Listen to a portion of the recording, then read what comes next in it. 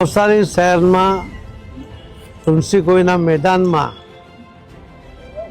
ફૂલોનો બગીચો બનાવવામાં આવ્યો છે. ફૂલો દ્વારા શું થઈ શકે એ આપણે જાણીએ છીએ, પરંતુ શું થઈ શકે એ આપણને અહીં બતાવવામાં આવ્યું છે. અનેક મહાન વિભૂતિઓ મહાત્મા ગાંધીજી, સરદાર વલ્લભભાઈ પટેલ, જમશેદજી ટાટા, આ દરેક મહાન વિભૂતિઓ અને સંસદ ભવન સહિતની પ્રતિકૃતિઓને આ ફૂલોથી અહીંયા બનાવવામાં આવી છે, જે ખૂબ જ આકર્ષણ ઊભું કરી રહી છે.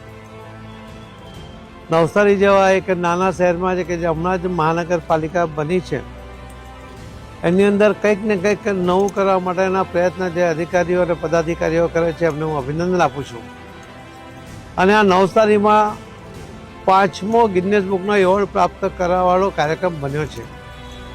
પહેલાં પણ દિવ્યાંગ ભાઈ બહેનોને 17,000 જેટલા દિવ્યાંગ ભાઈ બહેનોને પોતાનું જીવન સરળતાથી વ્યતીત કરી શકે એના માટે માનનીય પ્રધાનમંત્રી શ્રી નરેન્દ્ર મોદી સાહેબે પ્રધાનમંત્રી બન્યા પછી પહેલો કાર્યક્રમ નવસારીમાં કર્યો હતો અને 17,000 જે દિવ્યાંગોને સાધનો આપ્યા હતા, એમાં 1 લાખ જેટલી મેદની એ દિવ્યાંગ ભાઈ બહેનોને અને મોદી સાહેબને સપોર્ટ કરવા માટે આવ્યા હતા.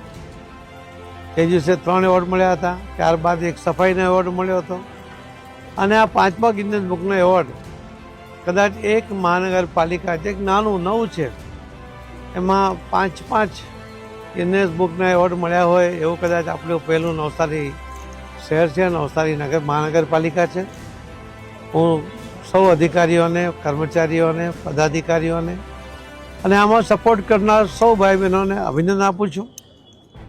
આ ફ્લાવર શોને માણવા માટે, એના સજેશનો કરવા માટે, કોઈ ખામી રહી ગઈ તે પણ બતાવે, નવું શું કરી શકાય એ પણ બતાવે, એના માટે હું નવસારીના નગરના અને જિલ્લાના સૌ ભાઈ બહેનોને વિનંતી કરું છું કે એકવાર ફેમિલી સાથે આવીને આ જોવું જોઈએ. 7 દિવસ સુધી આ ફ્લાવર શો અહીં છે.